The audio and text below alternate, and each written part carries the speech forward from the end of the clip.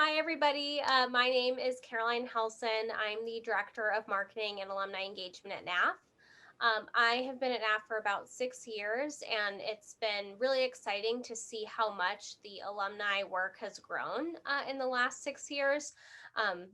We were mostly, I think, focused on high school students when we for most of the history of NAF as an organization since we were founded in 1980. But the last few years, we've really seen a lot more alumni engagement, mostly due to our Alumni Leadership Council, which you will meet two of our members in just a minute. But basically, you're here today as part of NAF's Alumni Month, which is every November. This is our 6th year doing it. So it's just a really great way to meet other alumni, learn about some college and career tips, and just try to build your network with people, in your state, but also all across the country. So I think it's just a fantastic experience for everyone. And it's been really nice to see alumni who might have gone to events 2 years ago and still connecting with the people who they met then. Now, of course, everything is virtual, which I think is an even better opportunity for you to just expand even further and be able to meet alumni from all across the country. So without further ado, I'd love to have Josuel and Ana introduce themselves. This is going to be a combo about careers in tech, but we want to keep it very open and laid back. And, I know everyone is on back-to-back Zooms every single day. So hoping that this can be just a little bit more fun and relaxed than like a class or a formal presentation. So Josuel and Ana, go ahead, and then would love to have after you, I guess I'll kind of try to call on people in a circle. You can just chime in and say your name, what NAF Academy you're from, where, and then your year in school. Actually, we will do that in a poll. And then what else? Well, while you're here, while you're interested in learning. Perfect. Yeah, just anything in your mind, Yeah, awesome. So, and we are recording this webinar. You should have gotten a notification when you joined. So we will be able to share the recording afterwards. So Josuel, go right ahead. Hi, everyone. My name is Josuel Plasencia. I am an alumni of the Academy of Finance and Enterprise. I graduated in high school in 2013. And, after that, I went on to college. And after that, I've been for the last almost 4 years running a company. I started with a friend, a tech company that I'm going to share more about. So I'm excited to really dig into conversation with all of you. And where are you calling us from, Josuel? I'm calling you from Lindenhurst, New York, which is in Long Island.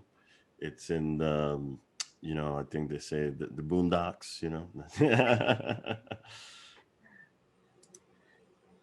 So my name is Ana Margarita Medina. I'm a Senior Chaos Engineer at Gremlin. This is a small startup based out of Silicon Valley. I've been with this company now for 2 years and 7 months, something like that. I got a chance to start writing code at a really young age, and then I went to high school just for the NAF academies that they provided, and I am a graduate of Iowa Academy of Information Technology 2012. And I love what NAF did for my career and allowed for me to get really career focused at a really young age that later led to many, many accomplishments that I'll get a chance to chat about. I was born and raised in Costa Rica. My parents are Nicaraguan. And for the last 6 years, I've been residing in San Francisco, California. So I'm calling you all from the other coast, from the West Coast. So I think we're going to start calling on folks to introduce themselves. I'll start out with Ryan. All right. Hi there. Can you hear me okay? Just want to make sure. Sweet. My name is Ryan Mellon. I am a high school student, the class of 2022. I am in the Academy of Finance in Buffalo, New York. And you asked what I wanted to learn today. And I'm interested in going into architectural design when I'm older. And I figured, all careers, but especially, architecture and engineering are going to be so heavily impacted by technological advancements in the future. So I figured no matter what you ended up talking about today, there was going to be something useful that I could take away from it. So Thank you.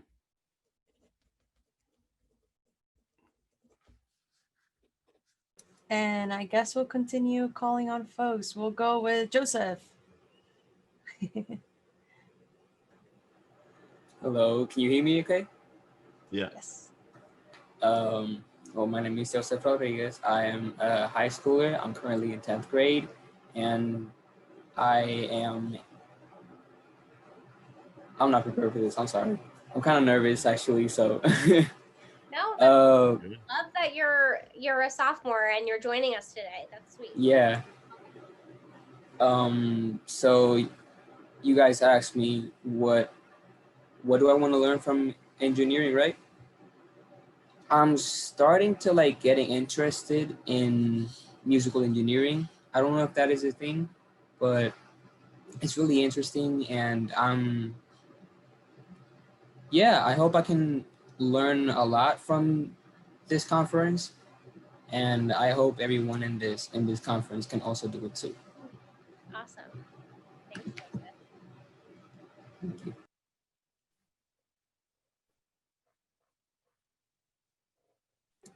Who wants to go And next? yes. Any takers next or?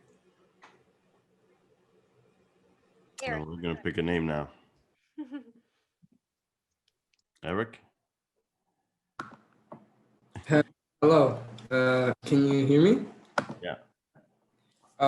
My name is Eric Rodriguez. I'm in the 10th grade, and I'm in a Puerto Rico, Santa Isabel, not an academy, but I'm in the NAF thing, and honestly, right now I'm just hoping to, like a sponge, I guess I'd say, absorb any information I can get, because I'm not really sure of what I want to go into, because I see this and I'm sort of interested in that, and I see that, but I want to get myself deep in everything and like process and see everything and like choose what I really actually like, and not get into something then quit, you know? Awesome. There's so many options. E. Rosa? Actually, it's Ethan. I don't know why it says Rosa. I've never used Figured that wasn't your name. This is literally my first time using it. So I'm a junior, Monarch High School. I got an email for this call, and it was about technology, so it really interests me. And my dream right now is to learn code, because I love video games and technology. And I've been taking game programming for 2 school years now, but my teacher never taught. It was mostly just busy work, so you know. I can relate so bad. I'll share more a little bit about my story on that front. Yeah, it was just busy work, so I never got to. I learned HTML a little bit, but you know, over the summer you forget everything. So That's I feel true. like if I get a teacher that can actually teach me, like teach me, it can stay inside my brain. I can remember everything. So hopefully that happens today. It's cool. I don't know if Rachel and Gianni. Hello. Hey, Tim. Hello. My name is Gian Rodriguez. I am from Puerto Rico. I am currently in 10th grade, and I've always had a really big interest in computers and video games. Right now, I'm not really sure where I'm going, what I want to study. So I honestly, like, everything here is gonna be of help. Right now, I think I might be going towards mechanical engineering or something to do with video games also, somewhere around those lines. So yeah. Awesome. Rachel, how are you today? I'm good. Can you hear me well? Yes. Okay. My name is Rachel Bonner. I am a sophomore, class of 2023. I'm in the Information Technology Academy in Memphis, Tennessee, one of the only 2 high schools in Tennessee who have the NAF Academy. And what I want to learn today, well, I want to be a film director And I plan to major in college. I plan to major in cinematography and video production. So I know that knowing the technological advancements in the world will probably help me better in the entertainment industry. Awesome. Awesome. Did we miss anyone else? I don't know if Stephanie wants to introduce. Yeah, we do have themselves. Stephanie from the NAF team. I'd love for her to introduce herself. We can't hear you. We can't hear you. No worries. We'll see. Zoom difficulties are always like the number one thing in this COVID world. No. Not now either. Shoot. Okay, I can do it for you, Stephanie. Stephanie is our digital marketing manager. So shameless plug, our NAF Instagram is fantastically run by Stephanie. So NAF Career Acads, like Academy, but short. I'll type it in the chat. So she really reads every single direct message that comes through. So if you ever have any questions about like scholarships or job or internship opportunities or anything like that we are offering or might be offering but haven't posted about yet, you can definitely reach out to us, or even advice about like, hey, I want to see more of this type of content on your Instagram. That would be really helpful for me. So and Stephanie has been a NAF for 2 or 3 years. Oh, 2. Perfect. Okay. And it's just been such a pleasure to like have a lot more focus on the digital marketing end of NAF's work, right? Like it's not quite technology, but it has a lot of overlap with technology. So really understanding how to really leverage different platforms and keep up, right? Lots of changes and advances. So thanks, Stephanie, for joining. All right, Josuel and Anna, up to you. Sweet. So let's go ahead and launch that poll just to get everyone's school year, high school grad year. We just kind of wanted to know where in the search of going to college and your career you were. But I think we heard from most of you, y'all are like in that high school stage, just trying to figure out what you want to get into. And I still remember those days of like being a freshman and being like, I think I want to study architecture because that seems really cool. And then I realized I can't draw. So it was always constantly like adapting, like what are my strengths? Where are my weaknesses? What do I actually feel happy doing? Yes. And then I actually did realize I did skip 2020. So that's weird. Although it was pandemic graduation year. So, weird time for everyone. But if you're 2020, feel free to drop that in the chat. But we've been 54 seconds, so I'll hit end so you guys can see, mostly the 2023 and then 2022, and then I might have missed a 2020 here or there. But yeah, thank you so much for sharing. I think it's so amazing to start as early as possible thinking about this stuff. So thank you. So for now, Josuel and I wanted to share a little bit more about what our career paths were for us to end up in the careers that we are in now. As he mentioned, he is a founder, which is, there's so much to hear from him on his reason for being a founder and like what he's working on. But at least on my side, I know that when I was in high school, I just wasn't necessarily sure what I wanted to study. I got a chance to learn how to code at a really young age. So I started coding at 13. I did my own websites. I did my freelance business of just building HTML, CSS, JavaScript websites. And then that meant that when I wanted to go to high school, I found a high school in my neighborhood that was NAF. So I was able to apply to it, got accepted, and therefore I became the class of 2012 with the Academy of IT. When I was going through that, of course, I got super lucky. I got a chance to do an internship that really defined my career path. This is one of those internships that NAF fosters, and that was with the South Florida Educational Federal Credit Union. So I went to high school in Miami, Florida, and one of the opportunities that we had was that this bank needed an IT intern. When I got that offer, I was not happy. I wanted to go to a fashion company because it was Perry Ellis that had a name, and I was like, why does a bank need an IT intern? Like, why can't this other job like take me?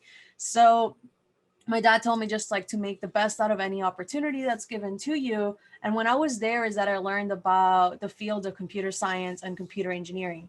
So that's when these two Latina engineers that were in my team were like, this is what I studied, and now I work as a programmer. And that's when the light switch kind of went off in my head of like, oh, I don't need to study web design. Like there's an entire education field called computer science, computer engineering that I could go into.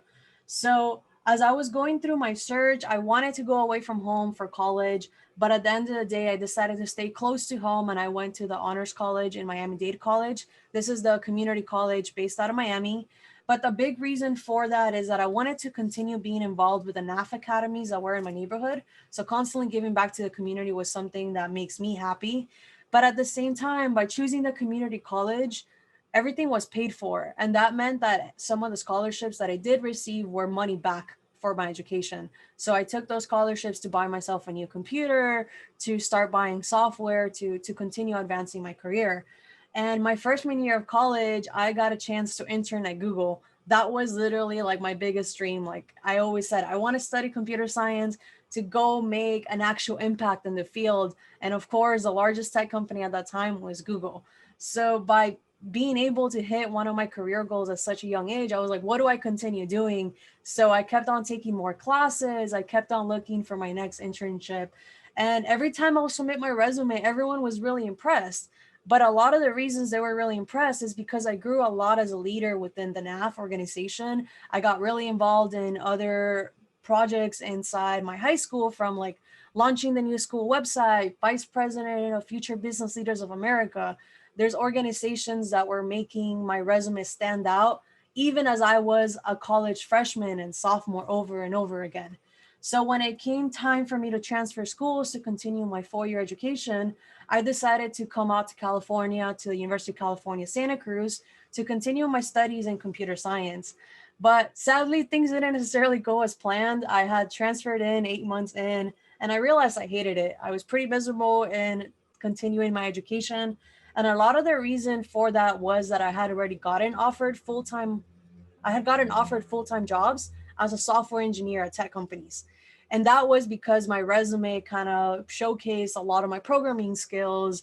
It showcased other community projects that I had worked on. So I didn't necessarily need that degree. So at the end of the day, I decided to drop out of school and continue working. So I went back to the credit union that once gave me an internship when I was in high school. I worked with them as a programmer. And a few months later, I got the call from Uber to join them as a software engineer out here in San Francisco. So I worked at Uber as a software engineer, site reliability engineer for about 2 years. It was a really, really cool time because I got to up level in engineering skills really, really fast. But the team that I was working on had to do with growing the scale of Uber. So, all the people are requesting rides, more drivers are coming on to drive for Uber. So making sure that all the servers that Uber has in order to make all these applications work properly were always up and running. So I got to specialize in reliability engineering in the software engineering space. And now I made a transition to work at the company that I'm working in called Gremlin. We're a chaos engineering company that helps companies avoid incidents and outages. And the way that we do this is by pioneering a space called chaos engineering, where you break your systems and your applications in order to make them more resilient. So I've been there for 2.5 years and I've been loving it. I continue programming. I continue building out demos that showcase different architectures of cloud data centers. And I get a chance to do engagements like this. So my career path has been a little bit all over the place, but for me, it was always like, I want to do really cool stuff and build things. And I also want to give back to the community. So how is it that I can find the job that allows for me to do that? And I'll pass it on to Josuel to talk about his little career path. Like prior to hopping onto the call, we were saying that we both didn't know that we graduated like a year apart from each other. Because we both have resumes that like it doesn't look like we're as young as we are, which is always pretty neat to be able to be like, no, NAF really made me become a good leader at a young age, and now people don't realize that I'm only 25, 26. Yeah. Oh, it's amazing. Thank you. Thank you so much. And it's always a pleasure to share space with you. On my end, I actually went ahead. I added some photos to the slides. I think you might need to refresh it, but I added a few photos that allow or maybe you don't have to refresh it. Maybe you just go next. Yeah. So on my end, you can go to the first slide. This is me in probably a few months old or maybe a year old with my dad. I want to start a little bit in terms of my story starts with my parents. My parents are Dominican immigrants from Dominican Republic. They traveled to New York. The kind of idea of let's pursue a better life. But then you get here and it's very hard. That new life is very hard. My dad, who's pictured here, was incarcerated when I was just a few years old. And so he got, locked up, like they say, and he went on to actually get deported. And then the next slide shows me and my mom and me being a fool. But my mom raised me by herself because my dad was not around anymore, right? And he was incarcerated for a minor offense, but it was a time where a minor offense was enough to get you in this position. So she raised me and working minimum wage job. She did the best she can. You can go to the next slide and this is us drinking. No, this is us. It's just a funny photo. I was not drinking. Always good. Next slide. I was able to go to New York City public schools, and that was my opportunity. And I was lucky because I had NAF. Because even though I didn't have any connections and I didn't know anybody in corporate America, and I went on to be the first in my family to even graduate high school. It was through NAF that I met mentors, and you can go to the next slide. And this is one of my mentors in high school. His name is Barry Copliff. I'm still in touch. And I just want to really start by acknowledging kind of the opportunity that you have with the NAF network, because for me, it was through NAF that I got that initial exposure.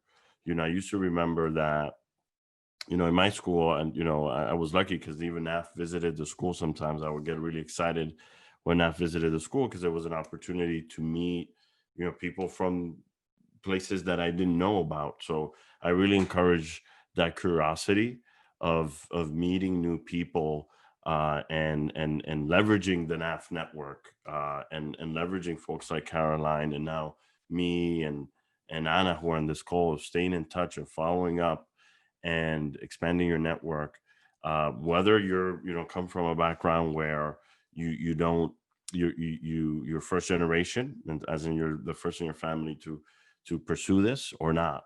But we know that when you're first generation, the fact of the matter is that these spaces, these tech spaces, corporate spaces, are really, really, really hard to navigate.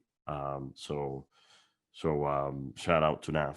So then the next slide, you just kind of fast forward. I end up as just when I graduate, I decide that I am going to pursue college, and that's something that I wanted to do.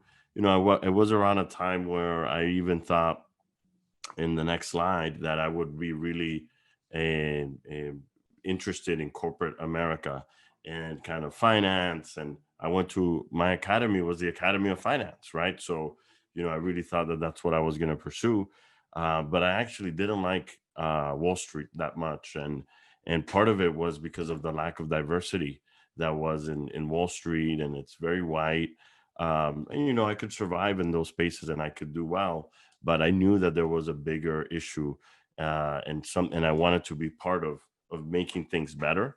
So that's another kind of little tidbit that I'm going to throw in here in the introduction, which is also think about what you're really passionate about and what really makes you excited.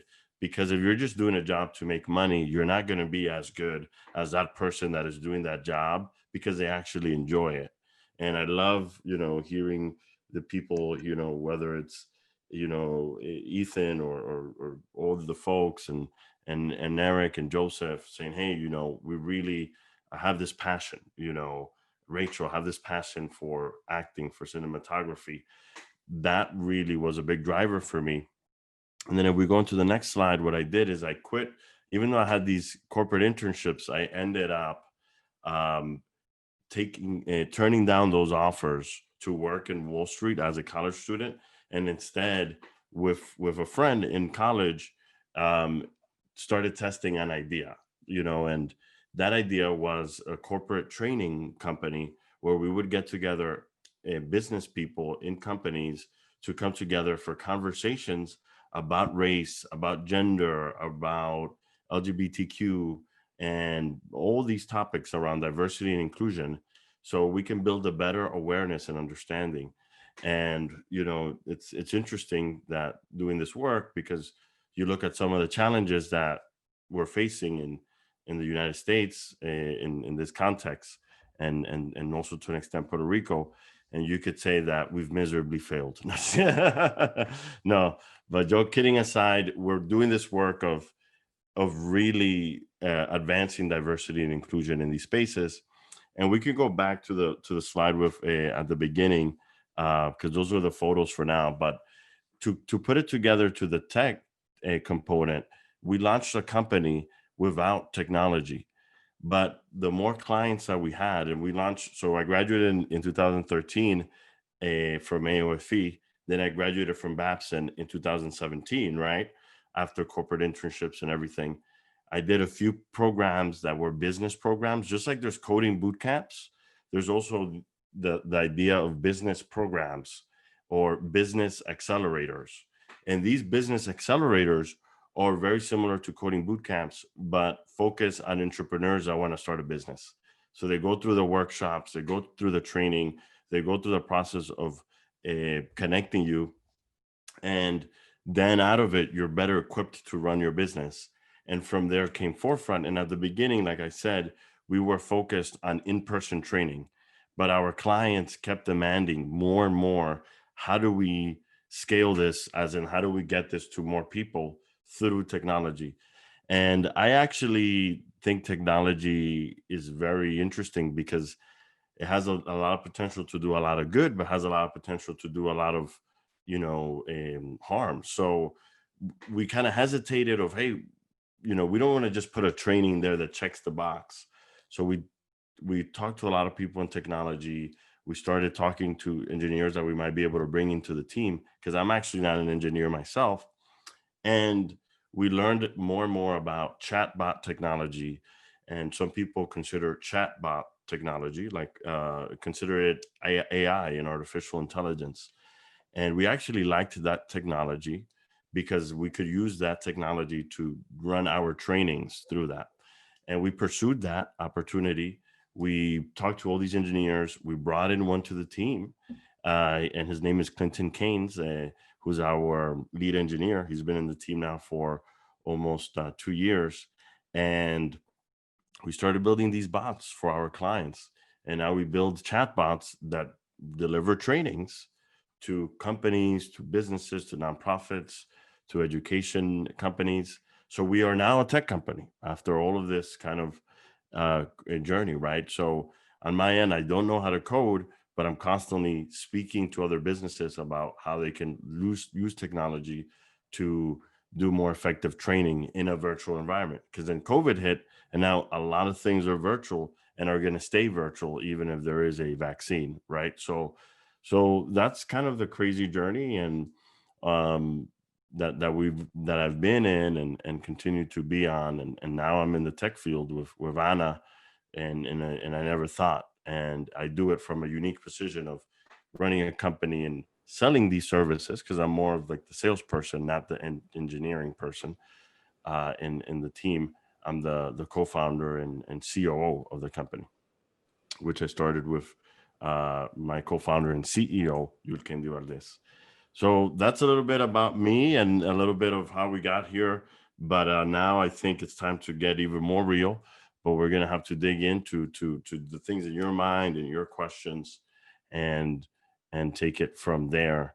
So I believe that's up next in the agenda, right? In terms of, I think like we wanted to touch base on like, yeah, you get to see us here talking about what it's like to have a career in tech. Josuel kind of mentioned where like he wasn't gonna go into tech, but all of a sudden, because of everything he's providing, he is now part of the tech industry. And it's pretty awesome to have those stories where sometimes like you really don't think that you're gonna end up in tech. You think that you maybe don't like technology or anything like that. But as it was mentioned in the call, technology continues kind of like eating up the world in the sense of there's more software that gets created.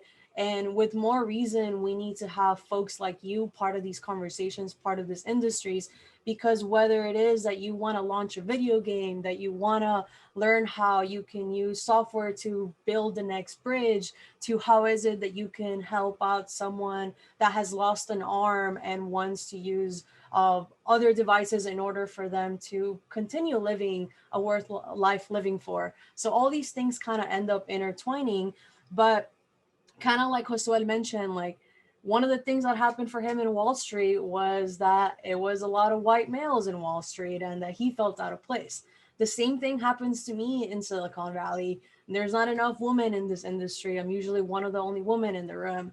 Then it comes to I'm one of the only Latinas. And then when we get to look at like people of color, specifically Black people, there's not that many folks in the room that have darker skin colors.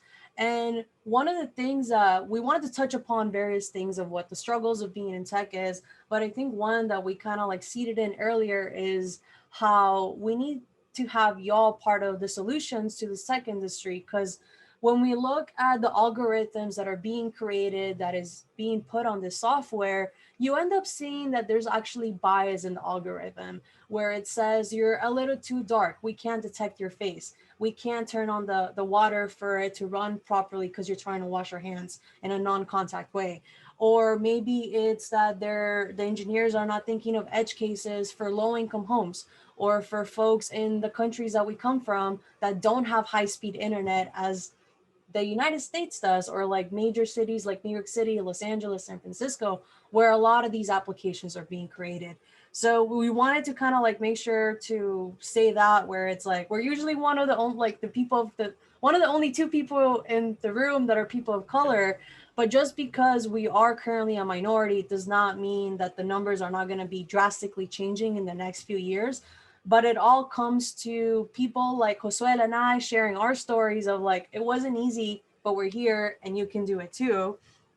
And I think one of the other components we wanted to touch upon is maybe around like talking to our parents about pursuing careers like this. Because as I mentioned, I had to drop out. I come to an entirely male dominated field, like coming from a Latina household, that's not necessarily what your parents want for you. My parents always wanted me to get my college degree. They always wanted me to have more than just my undergraduate. They wanted me to get my master's, my PhD. So having to break them the news of, hey parents, I'm not gonna get the bachelor's degree that you want me to, but instead I bring you this offer letter for this tech company that's trying to recruit me, you know, like it doesn't go one for one. But at that moment I had to be like, I am in charge of my career. I have to make decisions with, at that moment I had done a lot of research. I had a lot of friends that had dropped out and come out to work in Silicon Valley. So I didn't necessarily just leap onto the faith of like, maybe I'll get a high salary out of this. And then my mom was able to kind of be a little bit more understanding. Every once in a while, she's just like, well, Anna, when you go back to finish your bachelor's degree, we can chat. And I'm like, yes, mom, this looks a little far out onto it. But I don't know if you wanted to chat on anything that your mom, like whether she supported you or she didn't in any of your journey. Yeah, you know, it's interesting. Yeah, for me it was hard. It was also hard because I do think that family or guardians, they have like this influence in you, and it could vary in many degrees. You know, I'm sure maybe there's people on this call where it's like their guardian, their parent is like, we expect you to do this one thing, and if you don't, you're in huge trouble. You know, maybe you have some here where it's like, you just just do whatever you want, or you know, whatever you're doing now is more than I ever done. And I was in a way closer to that than the strict side, which is unique because they talk about immigrant parents, and the stereotype is that immigrant parents are like super strict and they want you to be a doctor or an accountant or whatnot. But my mom, what happened was, when, you know, in particular, when I told her I wasn't going to pursue a traditional job, and I told her I was actually going to try to start my own company, what she said was very sweet, and but it did come with a warning, and that warning is actually exposing itself a lot more now, which is saying that, hey, you haven't let me down until now. And this was right before I graduated college, so it was like a junior in college. And I say, hey, I'm not going to work for one of these companies. I'm not going to make a big fat check. I'm going to make no money, and I want to try to start my own company.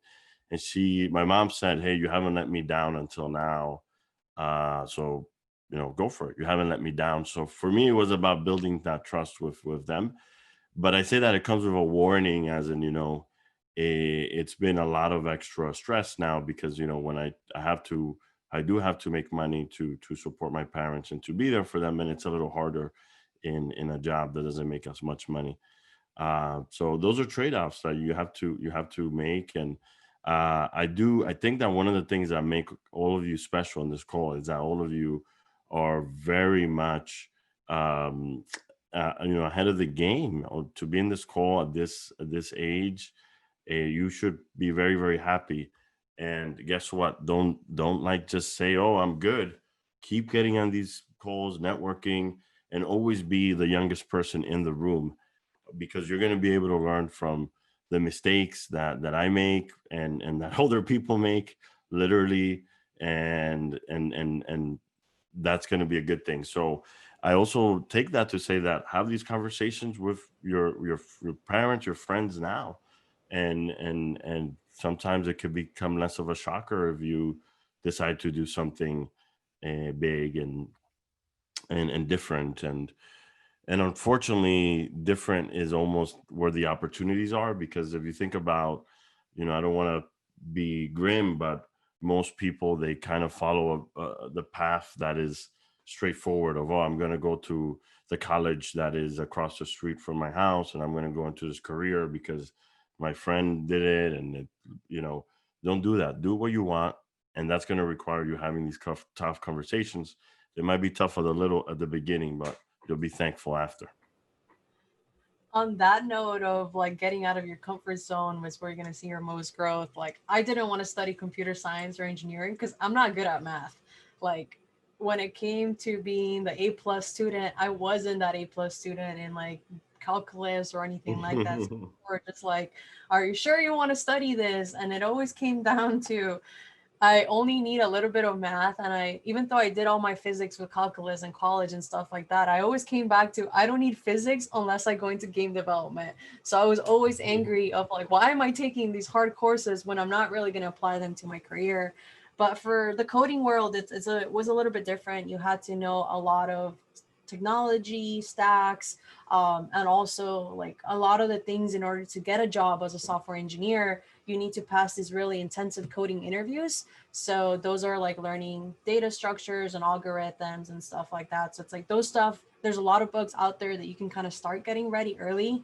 I know that because I went to community college, I didn't feel like I knew as much as the students that were at MIT and Harvard and stuff like that. But that wasn't the case. Because I am a curious learner on my own, like I was willing to put in those extra hours to kind of like ramp up. And I think one of the two things that also Josuel mentioned that I loved was like networking. If it wasn't for the mentors that I had in high school, I would have never been as successful in college. And I would have never been successful in my career if it wasn't for those first teachers in the NAF Academy that were able to gear me towards, hey, is this a career that you want? Yes or no. And sometimes they weren't teaching me what I needed. Like, I took web design courses that I knew everything. I was just there to turn in assignments and get the job done and help out others.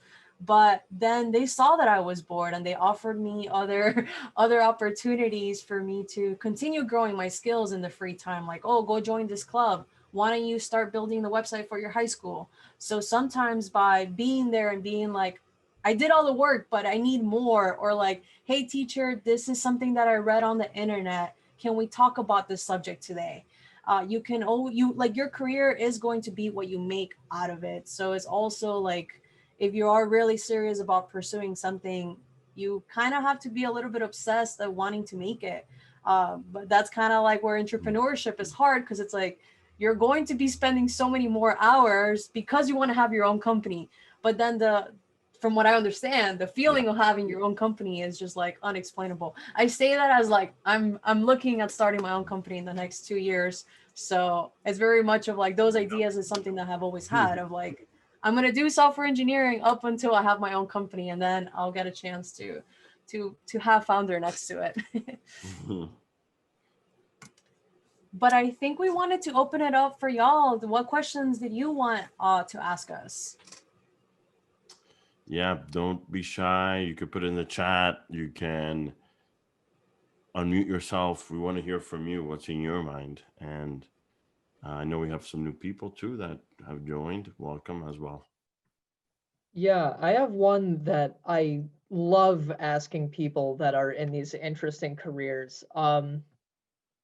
You know, I'm still young and I'm still trying to figure out what the first steps are towards my own aspirations. So I wanted to ask you guys, what advice would you give to the 16-year-old version of yourself?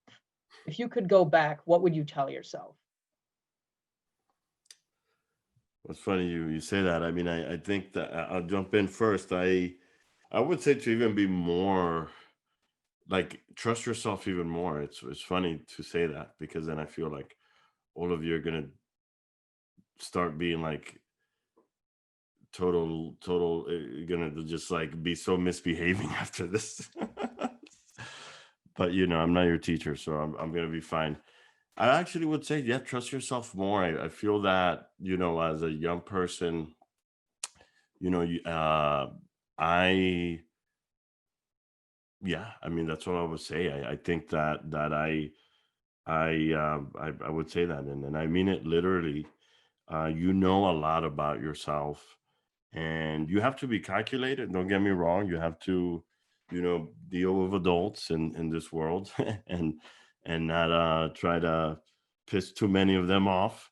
But if you know, if you really like something and you're into it, jump into it. And for me, I kind of did that, but I did it in a kind of very slow way, and I wish it was faster, to be honest.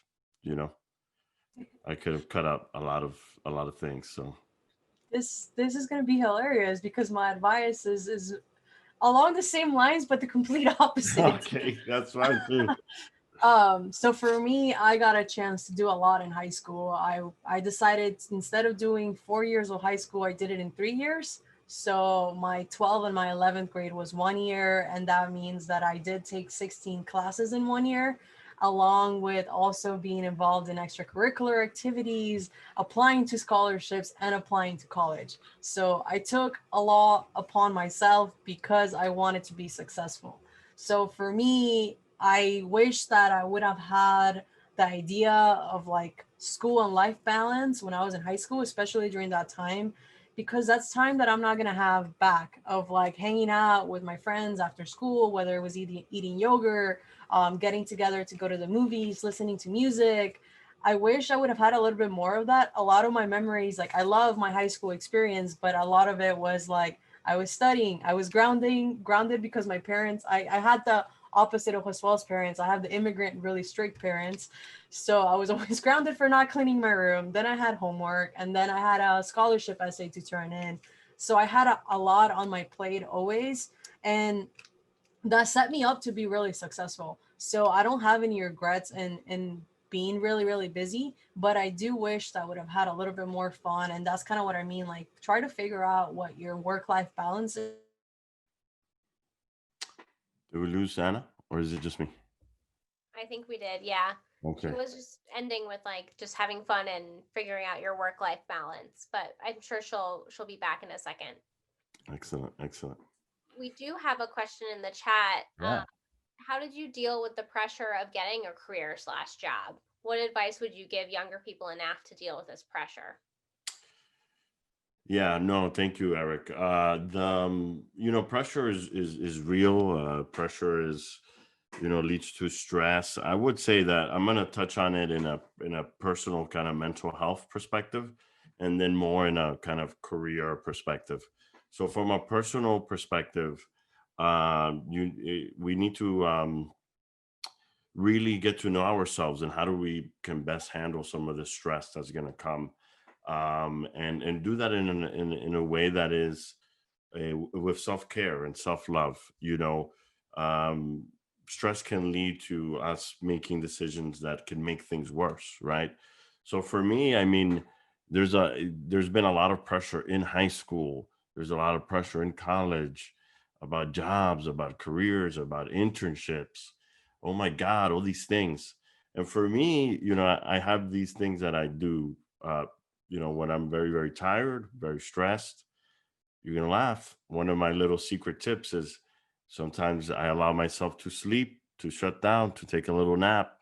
It seems crazy, but I feel so much better after that. And sometimes, I just wake up and say, hey, I'm just going to make this decision and just move forward.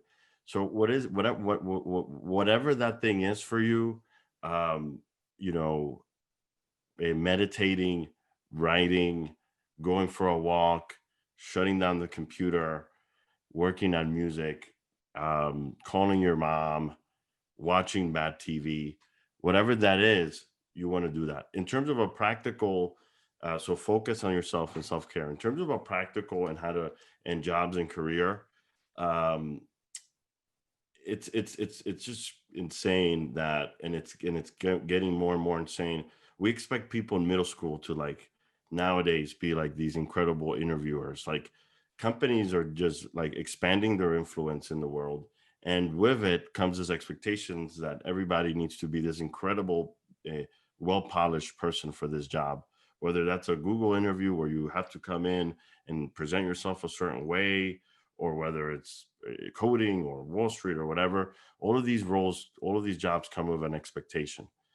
And I would say to actually take a step back and take things for what they are. It's an opportunity. It might not work out the way you want. I've had so many failures, so many things I have wrong. But if you go on Google and you put my name, you don't get to see all the failures, all of the mistakes, all of the times that I've cried, that I've needed that nap. You get to see the Forbes 30 under 30. You get to see me taking a selfie with Joe Biden. You get to see me on a boat, but you don't see the other things, right? So I say to just, try to see success and failure as just part of the process. Learn either way. That's how I deal with the pressure. But that's a very personal question. Every answer will be different. Welcome back, Ana. Yes, welcome back, Anna. Thank you so much. We were just answering the question in the chat and from Eric. And one thing I wanted to add to that is there's such a belief ingrained in students starting from middle school, like starting really early, that the question of what do you want to be when you grow up, and you have to like decide that, and then when you go to college, if you go to college, whatever your major is, you feel like it's locking you into some sort of career. And I think to take that pressure off of yourself and give yourself the permission to actually see a career as something that you explore your entire life. I think especially in the millennial generation, and even more with Gen Z, that's the take on careers, right? It's all about exploration. Just because you do something for the first 5 years of your career doesn't mean that you have to stick with that, right? You can continue learning. And I think that's the beauty of technology, is it gives us a little bit more access to continue learning and growing. I actually love what you just said, Caroline. So I just really want to just triple down on that. It just sucks that most people, they don't look at the world the way Caroline just said it, because I'm going to have that philosophy. Me right now, you're looking at me now, 10 years from now, it's going to be different. It's going to be a different Josuel, different career, different life. 10 years after that, I'm going to reinvent myself again and again and again and again, like the seasons. Reinventing yourself is fun. It actually gets you closer to things you want to do. You know, whatever you're doing now is not what you need to do forever, you know, so I love that. Yeah, and I think on that note, I got a chance to miss the question on the chat. I didn't get a chance to read it, but from what I'm hearing, it's very much of like, because you choose a job or you choose what you want to study, it doesn't mean that you're tied to it. You can always be like, am I happy here? What are my strengths? What are my weaknesses? Where do I go from here? So there is so many people that I know that are currently working as software engineers that they used to work in politics. They were a teacher. They used to work for nonprofits. Like, they didn't know that they wanted to code at a young age. Like, I got blessed and I started coding at a really young age, but that doesn't mean that the person that started coding at 30 is less successful than I am. Like, everyone has a different time. And with that too, I think is like checking in with yourself always is something really important. Like, am I happy with my job? Am I happy with what I'm studying? Do I find fulfillment in what I do? As I mentioned, for me, it's about community and giving back and knowing that what I'm building is making the world a better place. Those are things that I have learned that I must have in a job, because if not, I'm not going to be happy. Love that. Yeah, to Gianni's question, which is, what advice would you give to someone who isn't sure what they want to do, what they want to study or do in their life? And then the other one is there something specific a sophomore can do, a junior can do? I'm going to go back to Caroline and what she said. We have this insane idea, and it's not going anywhere, which is that we need to know what we need to do with our lives when we're 5 years old. And it's ridiculous, if you ask me. In fact, college, what makes college great, and I know that Ana, you know, it was, you know, in and out in different years. But for me, it was like the conversations that you had in the dorm room about life. You know, it wasn't, oh, that, you know, someone did this career or this job or whatever. I would say to not worry, to do not worry. That's my advice is just, you know, always be youthful. And when I think of youthful, you can be 60, 65 and be youthful, which is to be curious. I'm curious about why the world is the way it is. And if you just have that comes, you know, that peace, that curiosity is better than, oh, I have this job and this title and whatnot. You know, people that think that they look like they know what they're doing always is not really what it looks like. So if you're not sure, you know, that's good. That's fine. Be And when curious. it comes, yeah, I think being curious is one of the fundamentals that I live by. Like, always kind of got taught since I was young, like, stay curious, always ask questions. And you can do that up until your last day on earth, you know, like, you can always be like, how does this noodle get made? How does an airplane work? How does a computer talk to another computer? There's so much to learn in the world that we live in. And when it comes to being a sophomore, junior, like, not really sure what to do, like, two things kind of come to mind as advice. One of them is asking around people, like, what did you study in college? What do you do now? Like, can you talk to me about what your day-to-day looks like? This is how you can get insight into what it's like to work in finance, into Wall Street, as an engineer, in landscape, in the fashion industry, in architecture. So trying to find one person that you can be like, what does your day-to-day look like? Tell me about it. Maybe that's going to switch off something in your brain that says, that sounds interesting. I'm curious. I'm going to go learn more. Another thing one can do now, especially in this like virtual world, is kind of just like look up on YouTube, go find one of those websites that has free courses like Coursera, EDX, and try to see what classes there are that might catch your eye. And you can sit on it for free and like get free learning. And then you kind of know whether or not it's something that you felt a connection to, or that it made you want to go learn more. Because sometimes you just haven't found what it is that you're interested in, or maybe for those I mentioned that were interested in video games, you can find some of the people that work on your favorite video games, and they're always happy to talk to you about like, oh, this is how I got started, whether it was through college, them teaching themselves, or them just working on a video game in their free time, and all of a sudden it became really, really important. Mm. Love Yeah. it. We are coming up on the hour. I think there is just so much to talk about. So I guess any final words from our two presenters or any final comments? In the Questions too, any quick questions too, if anybody has, feel free to throw it in there. I do want to hear from all of you and stay in touch, and I'm really, really excited. So please. I have a question. Yeah. So like as a kid, you always imagine what you're gonna do in life, you know, like, oh, I want to be a scientist, oh, I want to be this. How do you know that what you want to do is for you, if that makes sense? Like it's what you're meant to do, and how do you feel that way? Like you don't feel like you're just doing it for the money, like you feel emotionally passionate about what you're doing. How do you feel that way? And how do you know that it's Great. That's a great question, and to end, and you know, I would say that I wouldn't complicate it too much. Is, do I like doing this thing? When you're doing it, how do you feel? You know, do you feel happy? Do you feel sad? You know, and one of the ways you find out if you like doing that thing is actually showing up, you know, and doing it yourself, not what someone else told you about it. You know, they say there's this crazy thing that I heard somebody say, and everybody started laughing and said, "Oh, that's so cheesy," but it's true, which is, don't ask a dentist how it is to be a mechanical engineer. You know, don't ask a pilot, you know, the experience of how to work on Wall Street, you know. And then sometimes when you speak with people that actually are from that field, also take it with a grain with salt too, because, you know, Ethan is different than Eric, who's different than Stefani, you know, and that difference is what makes us brilliant.